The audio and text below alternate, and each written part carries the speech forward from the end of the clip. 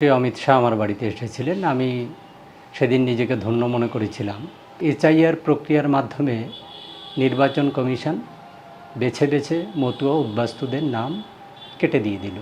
2020 সাল বঙ্গ সফরে এসে মতুয়া সম্প্রদায়ের সদস্য নবীন বিশ্বাসের বাড়িতে মধ্যাহ্নভোজ সেরেছিলেন স্বরাষ্ট্রমন্ত্রী অমিত শাহ। পরের বছর 2021 ছিল বাংলায় বিধানসভা নির্বাচন। তারপর নদী দিয়ে বয়ে গিয়েছে অনেক জল। আজ ফের রাজ্যে ভোট আবহ। বাংলায় শুরু হয়েছে এসআইআর। 5 বছর পর কেমন আছে মতুয়া সমাজ? কেমন আছেন সেই নবীন বিশ্বাস? কথা রেখেছেন সেদিনের অতিথি অমিত শাহ। সেদিন আমাদের দাবি ছিল দেশভাগের বলি ছিন্নমূল উদ্বাস্তুদের নিঃশর্ত ভারতীয় নাগরিকত্ব প্রদান করতে হবে। এত বছর ধরে আমরা অপেক্ষা করলাম, কিন্তু বাস্তব ক্ষেত্রে দেখলাম সেই নিঃশর্ত নাগরিকত্ব তো হলোই না, উপরন্তু তড়িঘড়ি করে এসআইআর প্রক্রিয়ার মাধ্যমে নির্বাচন কমিশন বেছে বেছে মতুয়া উদ্বাস্তুদের নাম কেটে দিয়ে দিল।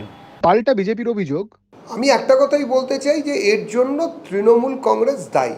তৃণমূলের নেতারা বারবার বুঝিয়েছে যে যদি কোনো কারণে সিএএতে নাম তুলতে যাও তাহলে তোমাদেরকে ওই ক্যাম্পে পাঠিয়ে দেওয়া হবে, ডিটেনশন ক্যাম্পে।